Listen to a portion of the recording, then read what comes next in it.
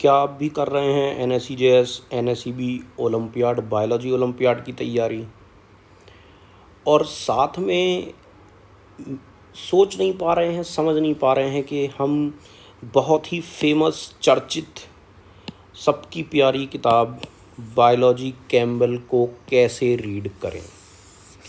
आपके मन में भी आता है कि सर चाहते तो बहुत हैं बट समझ में नहीं आ रहा, इतनी बड़ी किताब है, इतनी मोटी किताब है, इतने सारे चैप्टर हैं, है ना। मतलब सर आप देखिए ये ब्रीफ कंटेंट है, इस पे आप देखिए टोटल सर 56 चैप्टर हैं, समझ में नहीं आ रहा है क्या पढ़ें क्या छोड़ें। ओके सो दोस्तों, अगर ये सारे क्वेश्चंस आपके हैं, आपके दिमाग में यही क्वेरीज़ हैं, तो वेलकम टू बॉटनी बाबा। आज मैं इसी चीज़ को लेके आया हूँ, सारे डाउट्स आपके क्लियर करने वाला हूँ, बताने वाला हूँ कि कैसे हम कैम्बल को अच्छे से पढ़ें और कितना पढ़ें ताकि हम अपना टाइम भी मैनेज कर सकें, है ना। और अगर आप NSCJS की तैयारी कर रहे हैं तो साथ में बाकी के सब्जेक्ट भी देखने होते हैं, स्कूल भी जाना होता है, तो ये सब मिला के जो एक कॉकटेल बन जाता, खिचड़ी बन जाती है ना मन में, उसके सॉल्यूशन के साथ साथ कि कैम्बल कैसे पढ़ना है। तो देखो दोस्तों, शुरू करते हैं। ये कैम्बल का 12th एडिशन है, आप देख सकते हैं, जो लेटेस्ट अभी चला हुआ है। ओके, बहुत ही शानदार किताब है, पढ़ना ज़रूरी है। अगर ऐसी बात मैं कहूँ तो मतलब मैं नो भी कह सकता हूँ, यस भी कह सकता हूँ, है ना। ये डिपेंड करेगा कि सर सच में पढ़ना ज़रूरी है। तो अगर आप मतलब PW के ओलंपियाड्स के बैच ले रहे हैं तो सर NSCJS की अगर मैं दो तरफ बात करूँगा, एक NSCJS और एक आपका NSEB, ठीक है। तो बेटा देखो, NSEB वालों को तो मैं कहूँगा कि यस पढ़ लेनी चाहिए, NSEB वालों के लिए तो मस्ट है सर, है ना। फॉर NSEB कैम्बल मस्ट है।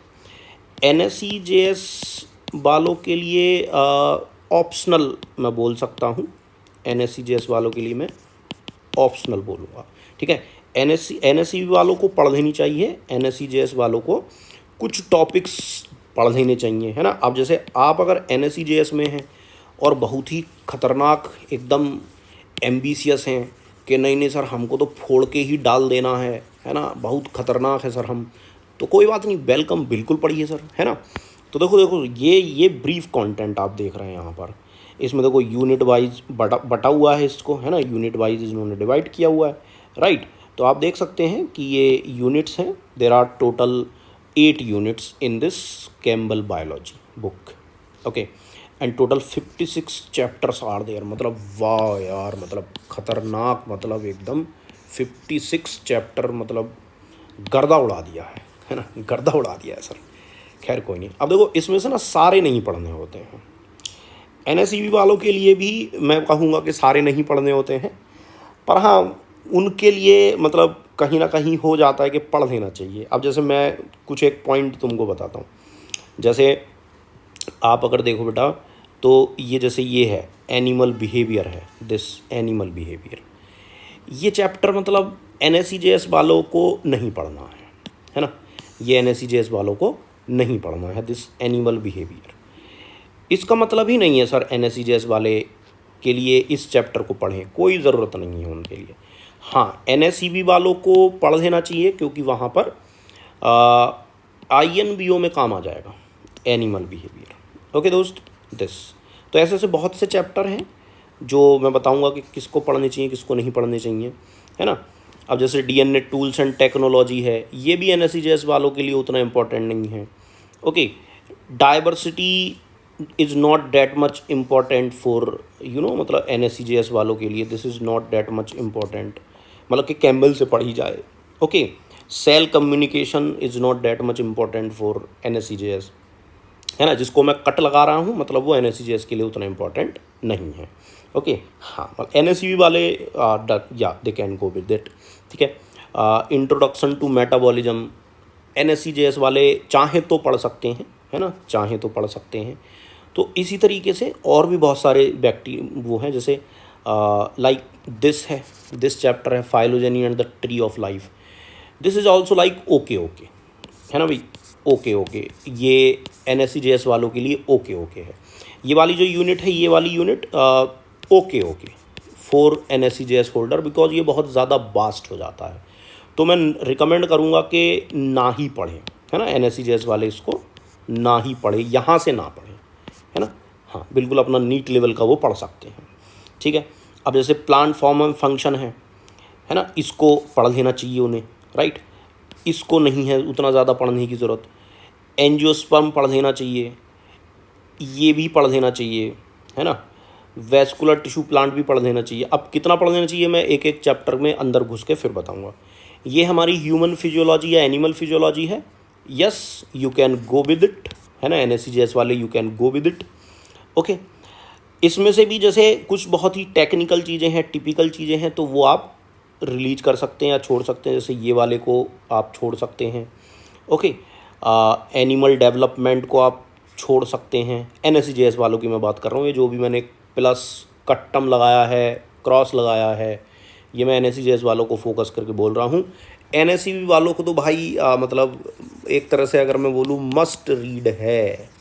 और अगर आप PW के मतलब किसी ओलंपियाड बैच से पढ़ रहे हैं फिर तो आप सर लोगों को अपना फॉलो कर लीजिए, ठीक है। तो ये एक हमारा हो गया, ब्रीफ आइडिया हो गया। तो NSCJS वालों के लिए जैसे अब देखो ये एक चीज़ बड़ी अच्छी चीज़ है, देखो ये फोटोसिंथेसिस यहाँ दिया हुआ है, समझ रहे हैं आप। यू कैन सी हेयर कि फोटोसिंथेसिस को सर यहाँ डाला हुआ है, सेल वाली यूनिट में, सेल वाली यूनिट में डाला हुआ है। तो जहाँ भी डाला हुआ पढ़ लीजिए, राइट। अच्छा, मेम्ब्रेन स्ट्रक्चर वगैरह ये भी इंपॉर्टेंट हो जाते हैं। सेल कम्युनिकेशन में बता ही चुका हूँ। जेनेटिक्स, सर जेनेटिक्स में रेगुलेशन ऑफ जीन एक्सप्रेशन पढ़ने की ज़रूरत नहीं है, ओके, क्योंकि उतना नहीं आता है तुमको। ये भी डिटेल में उतना जाने की ज़रूरत NSCJS वालों को नहीं होती है। थोड़ा बहुत मतलब this one and this one and this one, इतना भी वो पढ़ लेते हैं तो that is more than sufficient, है ना। जीनोम एंड दियर इवोल्यूशन भी उनको पढ़ने की ज़रूरत नहीं है। NSCB वाले भाई देखो सभी पढ़ेंगे, है ना। NSCB वालों के लिए कोई छूट नहीं है, क्योंकि यार NSCB वालों ने खाली बायोलॉजी देखनी है, उनको INBO भी लेना है, मेडल भी लाना है। NSCJS वालों को फिजिक्स केमिस्ट्री पढ़नी होती है। अगर देखा जाए तो NSCJS वालों पे, जो कि बच्चे उम्र में छोटे भी होते हैं, नादान होते हैं, पढ़ने के लिए सर बहुत ज़्यादा सिलेबस होता है। I have great sympathy with the NSCJS and hats off also, ठीक है। शुरू वाली यूनिट की अगर बात करें केमिस्ट्री ऑफ लाइफ में से, तो बेटा इसको आप लीव कर सकते हो, कोई ऐसी दिक्कत नहीं है। हाँ अगर समय है तो आप पढ़ सकते हो, ठीक है। तो ये मैंने एक मोटा मोटी बता दिया। अब मैं आपको लेके चलता हूँ आगे। देखो ये इसमें दिया हुआ है, हालांकि इस बुक में ही दिया होता है कि आप कहीं से इसको रेफ़र कर सकते हैं, वो उतना काम नहीं आ पाता है हालांकि। तो जल्दी से फास्ट फॉरवर्ड करते हैं। ये दिखा रहा है कि देखो कहीं से आप इसका यूज कर सकते हैं। डायग्राम बहुत इंपॉर्टेंट होते हैं सर इसके, ये देखो खुद भी बता रहे हैं कि स्टडी टिप ऐसे कर लीजिए, है ना, एक्टिविटी दे रहे हैं। ये diagrams are very very important, okay. या सो फास्ट फॉरवर्ड करते हैं सर, इसको आगे बढ़ते हैं। और ये सब ऑथर के बारे में दिया होता है, आपको पता होना चाहिए कि हर एक मतलब यूनिट के लिए इनका अलग ऑथर होता है। That's the thing which makes this book awesome book sir, awesome book, है ना। चलिए बेटा, तो ये सर यहाँ से हाईलाइट है न्यू कंटेंट, इसको आप स्किप कर दीजिए, तुमको इसको लेने से कोई दिक्कत नहीं है। यहाँ से बेटा इस साइंटिफिक एक्सपेरिमेंट आप देख सकते हैं, इन्होंने दे दिए हैं, बहुत सारे एक्सपेरिमेंट हैं। एक्सपेरिमेंट जिस चैप्टर से आप जाएँ उस चैप्टर से एक्सपेरिमेंट ज़रूर पढ़ें। Figures are very very important sir, figure बहुत इम्पॉर्टेंट है। जिस चैप्टर को आपने चूज कर लिया है, जो कि मैं बता चुका हूँ शुरुआत में कि किसको चूज करना है, किसे नहीं चूज करना है, उसके आप जो है सर क्या कह रहे हैं हम, फिगर ज़रूर पढ़िएगा sir. Diagram sir more important sir, ठीक है ना। ये बेटा इंटरव्यू है, इनके बारे में पढ़िए कभी फुर्सत में, जैसे जब गैप होता है ना आपका, जैसे मैंने बताया टाइम टेबल के बीच में गैप बनाइए, तो इनके बारे में पढ़िए सर, आपको मोटिवेशन मिलेगा। एक मोटिवेशन के बहुत बड़े सोर्स हैं ये लोग, लीजेंड्स लोग हैं, ओके। इसको स्किप कर दीजिए, फर्दर आगे बढ़ते हैं दोस्तों। यहाँ से शुरू हो जाते बेटे आपके detail content, okay. Detail content आपका शुरू हो जाता है। यहाँ पर आप किसी भी एक चैप्टर पे टच करिएगा, सीधा उस चैप्टर पे पहुँच जाइएगा, है ना। ये देखो इस पर मैंने टच किया, बेइज्जती करवा रहा है, नहीं पहुँच पा रहा है। आई थिंक शायद अगर मैं इसको ऐसे करूँ, अब शायद मैं पहुँच सकता हूँ। जस्ट ए सेकेंड, इसको मैंने यहाँ से किया, हाँ ये देखो, ये यहाँ पेन सेलेक्ट हो रखा था इसलिए नहीं जा पा रहा था। अब ये देखो हम इस चैप्टर पे पहुँच गए। मैं वापस इस चैप्टर के हेडिंग पे करूँगा, वापस से कॉन्टैक्ट में पहुँच जाऊँगा। तो जैसे मैं बेटा आपको समझाता हूँ, सपोज करो like tour of the cell, tour of the cell पे क्लिक किया, मैं टूर ऑफ द सेल पे आ गया। ठीक है, मैं इसको वापस से ऐसे कर लेता हूँ। तो देखो इसमें सर क्या क्या हमको पढ़ना है। जैसे डायग्राम तो सर मस्ट है, these diagram these are must. मैं NSCJS वालों को फोकस लेके बता रहा हूँ, बाकी NSCB वालों को तो लगभग पूरा किताब पढ़ना है।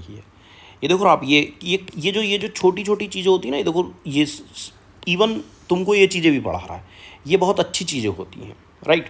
माइक्रोबायोलॉजी के बारे में थोड़ा सा है, आप इसे चाहो तो छोड़ सकते हैं, कोई दिक्कत नहीं है। इलेक्ट्रॉन माइक्रोस्कोप के बारे में लिया, but it will enhance your मतलब नॉलेज।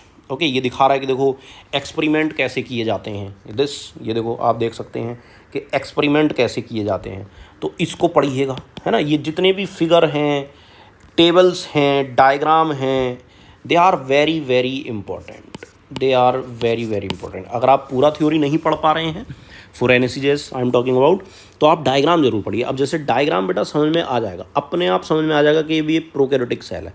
ये देखो ये जो लिखा होता है ना इसमें, यहाँ पर ये सर दिस इज़ फिनोमिनल, ये आप पढ़िएगा, है ना। और मान के चलो सर आपको फिगर नहीं समझ में आया सर, तो देखो बहुत आसान तरीका है। जैसे ये हमने देखा फिगर कौन सा है सर, ये फिगर है 6.5। तो अब आप इस थ्योरी में ढूंढिए कहाँ लिखा हुआ है 6.5, तो आप पाएंगे सर ये देखो थ्योरी में यहाँ लिखा हुआ है 6.5। तो आप बस उस लाइन को पकड़ के उससे जुड़ा हुआ पैराग्राफ या सफिशिएंट जो लाइन उससे कनेक्ट होती है उसको पढ़ लीजिए, ये आपके लिए मस्ट है पढ़ना, है ना। तो मेरा कहने का मतलब क्या है, शॉर्ट में सबसे पहले आप पहुंच गए कि सर कौन से आपको पढ़ने हैं, कौन से नहीं पढ़ने हैं। देन आप उस एक पर्टिकुलर चैप्टर में पहुंच गए। उस चैप्टर में पहुंचने के बाद जैसे हमने डिटेल कंटेंट में जाके है ना, हमने चूज किया था, सपोज करो आजा भाई जल्दी से, हमने बेटा चूज किया था सेल वाला चैप्टर फॉर अंडरस्टैंडिंग, है ना, मतलब जस्ट फॉर इलस्ट्रेशन। ये मैं चला गया टूर ऑफ द सेल पे क्लिक किया, जस्ट ए सेकेंड, हाँ टूर ऑफ द सेल पे क्लिक किया, तो मैं टूर ऑफ द सेल में आ गया। अब इसमें मैंने बोला डायग्राम्स, फिगर्स, ये ज़रूर देखें, रिसर्च मेथड्स इनको ज़रूर देखें। ओके, एंड सर आपको मान लीजिए डायग्राम पढ़ के समझ में नहीं आया, तो आप उसको थ्योरी में ढूंढ लीजिए। ये रहा देखो, ये फिगर 6.5 है, ये लिखा हुआ है फिगर 6.5। अब आप इस पैराग्राफ को पढ़ लीजिए, ये पैराग्राफ जो है आप इसको पढ़ लीजिए पूरे को, this paragraph you can read. ये जो ये यहाँ से यहाँ तक पूरा ये है, तो it will enhance your knowledge immensely. जैसे देखो ये है फिर से फिगर 6.6 ह्यूमन प्लाज्मा मेम्ब्रेन, आप इसे पढ़िए, अपने आप आपको सारी चीज़ें समझ में आ जाएंगी। ओके, और मान लो फिगर समझ के नहीं समझ में आया है फिगर पढ़ के, तो आप टेक्स्ट में ढूंढो फिगर 6.6 कहाँ दिया हुआ है, तो ये दिया हुआ है सर फिगर 6.6। आप इस पैराग्राफ को पढ़ डालिए, फिर देखो ये फिगर 6.7 आ गया है, तो देखो ये आ गया। तो ये बहुत इंपॉर्टेंट डायग्राम, सर मैंने क्या बोला, डायग्राम बहुत इंपॉर्टेंट है, ठीक है ना, डायग्राम पढ़िएगा। ओके, तो इसी तरीके से वापस से एक और मैं डायग्राम एक और चैप्टर में लेके चलता हूँ। जैसे सपोज करो मैंने उठा लिया बेटा फोटोसिंथेसिस, मैंने उठा लिया इस बार, ठीक है। तो हम फोटोसिंथेसिस पे क्लिक किए, ये देखो ये जो लिखा हुआ है यहाँ पर, इस पर हम डिटेल कंटेंट में है, तो इस पर हम क्लिक किए यहाँ पर, तो हम सीधा चैप्टर में पहुँच जाएंगे। ये पहुँच गए चैप्टर में, तो देखो यहाँ पर भी सेम वही चीज़ लगानी है, every figure is important, every figure is important. Figure पढ़ के आपको पूरा समझ में आएगा, नहीं समझ में आए टेक्स्ट में ढूंढ लीजिए फिगर 10.2 कहाँ पर है, तो सर आपको मिल जाएगा कि ये रहा फिगर 10.2।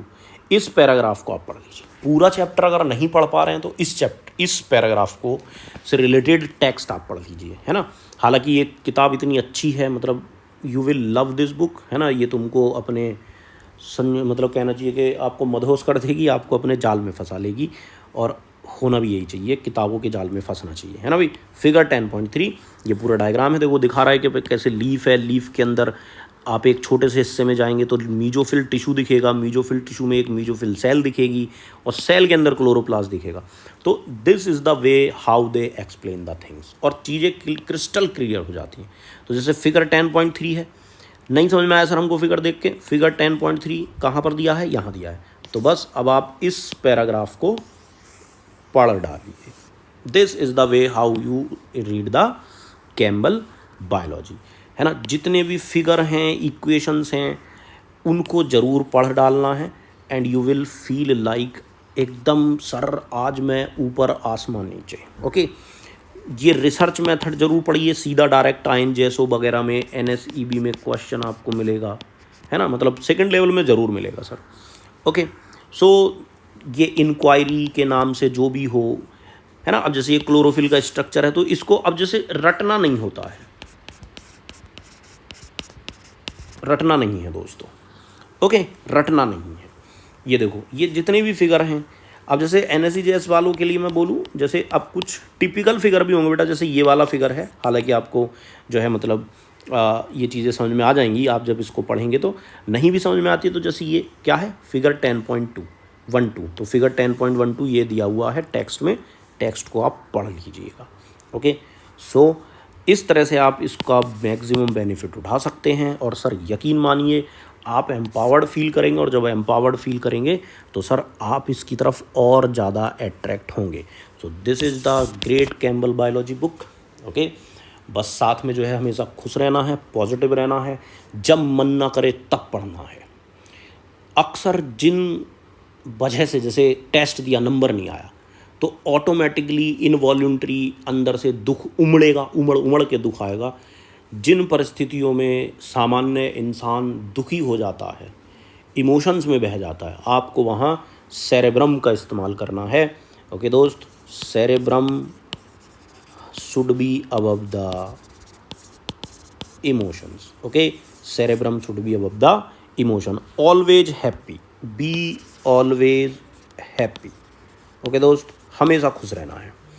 ठीक है दोस्तों, तो this is for today. I wish you happy reading. Okay, bye bye. Have a nice day.